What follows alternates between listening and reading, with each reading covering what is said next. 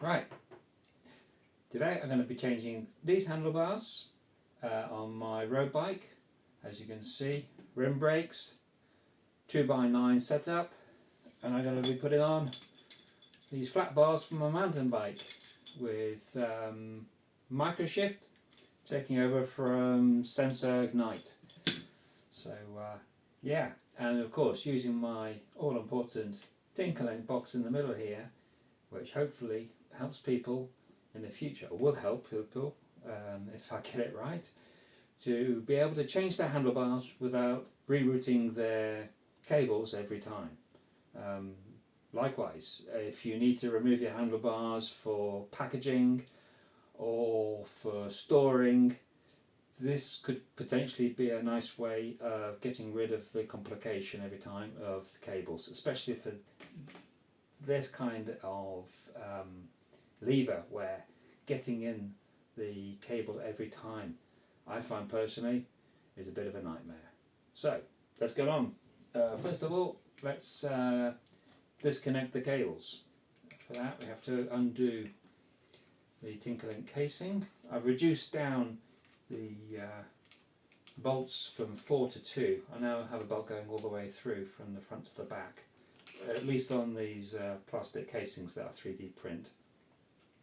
Mainly this was because I was stripping the threads connecting the front and back covers to the middle part, which is not particularly thick, and therefore I needed more very small bolts. But anyway, the front and back are now off. Now the cables, I've released the tensioner slightly on the rim brakes. I've got a little lever here that allows me to do things, and also I have a cable tensioner which I've taken down. So they're done.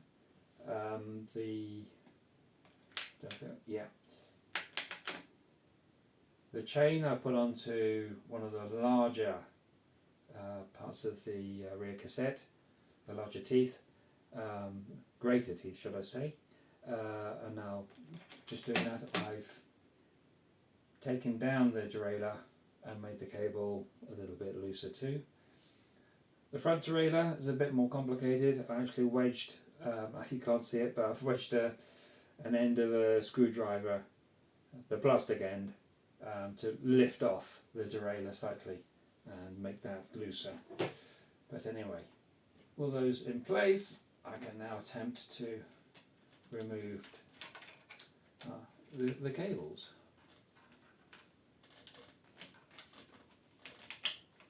There we are. And with them removed, I can now take out the middle body for the TinkerLink.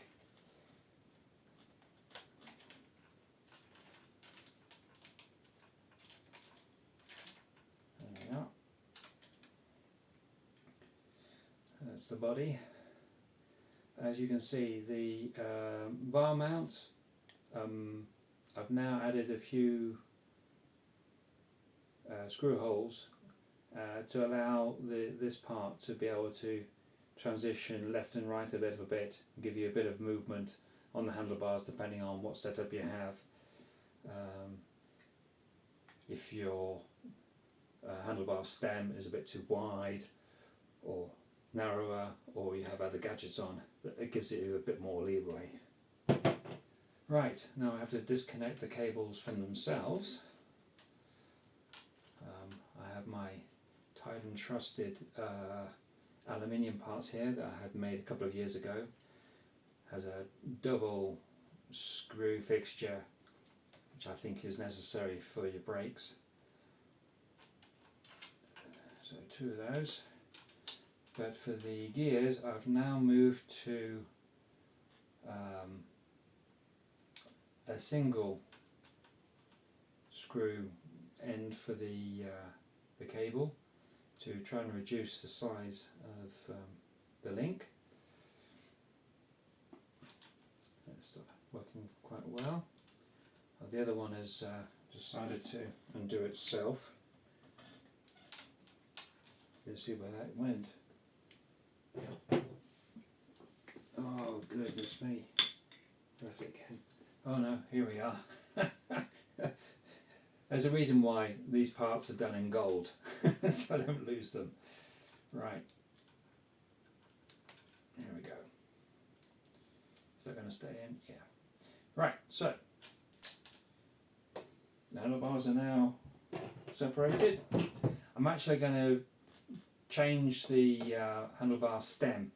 More than anything, it's because I only have 3 bolts to undo rather than 4. But anyway, here we go. It also means that you can potentially play around with stems, depending on who's using your bike, what kind of handlebars you have. The system, more or less, is open to adjustment in that way. You're not fixed to something just because of installing the TinkerLink.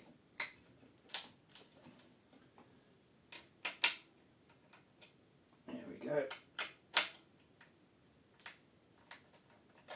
All right, down. Lovely.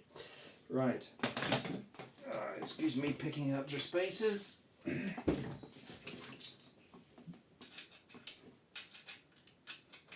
I'm cheating a bit. I do actually have this tensioner on already, so hopefully it'll make the process a little faster for me today. Right, on with the handlebars and the flat bars.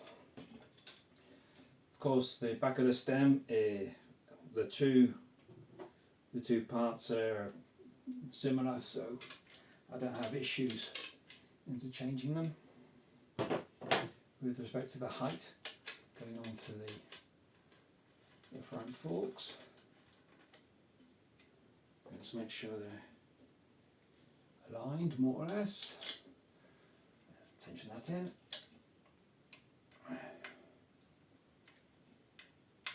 One.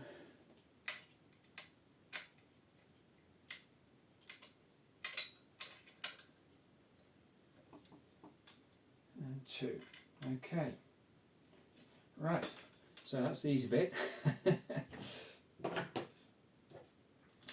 Now we do the same sort of thing in reverse. Put on the body. Use the grommets, which means that it's not important to have a certain size of handlebar. I've got from 25.4 up to these 31.8, and they're all, I think it's 31.8, was it 30.8? Anyway, they both work fine. Right, so now we have to link everything up. Oh yeah, I have moved on actually with respect to the brake cable. My thought is that the nice golden part that I'm currently using is quite large, quite expensive to manufacture, so I thought it would be great if we could reduce it down. I still have 2 bolts coming in here, but now I have like a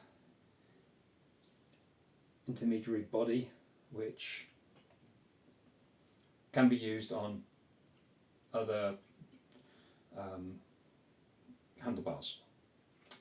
Thing is, because I've got a mixture of plastic and brass, it's not actually symmetrical, so I have to be careful how it's applied. So it's just no, it's the other way around.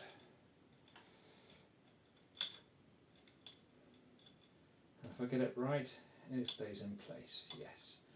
Make sure that the cable is set well in the lever. I do have a history of mounting up in a rush and finding that the cable's hanging out somewhere, just not the best. Pop this on.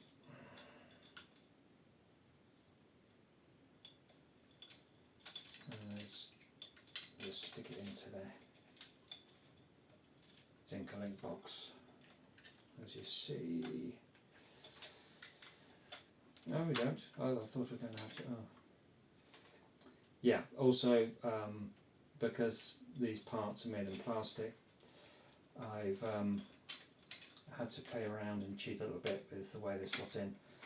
Once they're made in aluminium, they'll be a little bit more secure. Right, so those stay where they are. Right, so there's one. The next one, let's have a look. Yeah, here we go.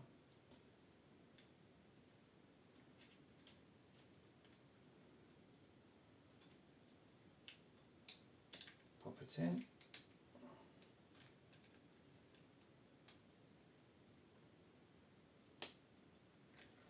And with a snap, we're in. Extremely short little cable for the gear changer.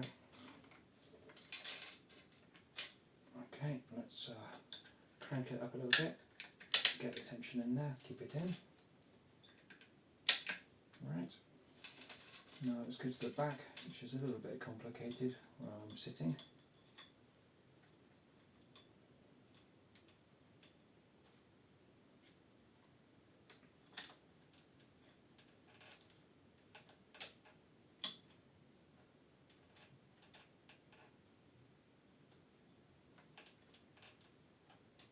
Sorry, momentary lapse of silence. There we go. It's popped itself out. Let's get in there. I might have to stand up to do this. I haven't left myself very much tension in the front. There we are. Okay, and the same for the back. I have to go headless for a little bit. Let's get the alignment of the cables right.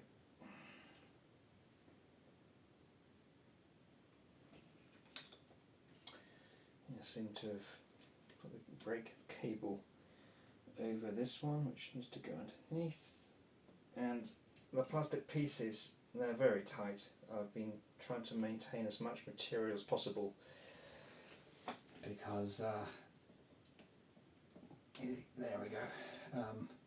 Being plastic, they are prone to breaking on me.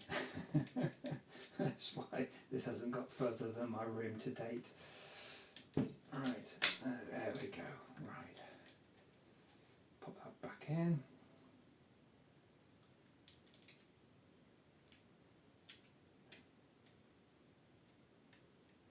It's a bit of a faff, but usually I do this whole process in between 5 and 10 minutes, depending on who's calling me at the time. Put it in. Let's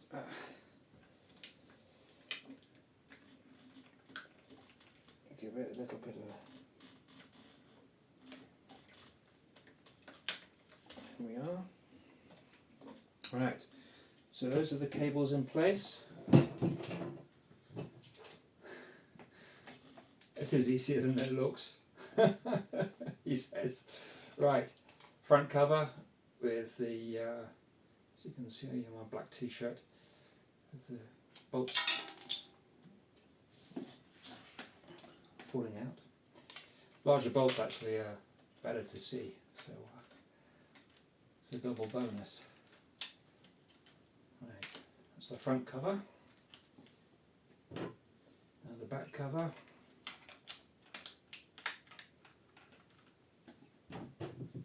Let's screw it into place.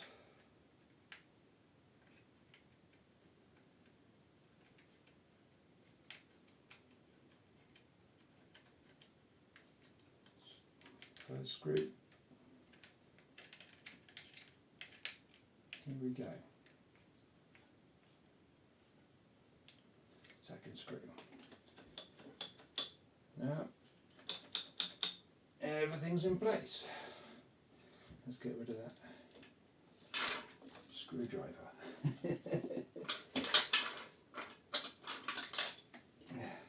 There we are. Good to go. Flat bars on a road bike in 15 minutes. Let's see how we go. For the next one, I have to think what I can change it for. Thanks for watching.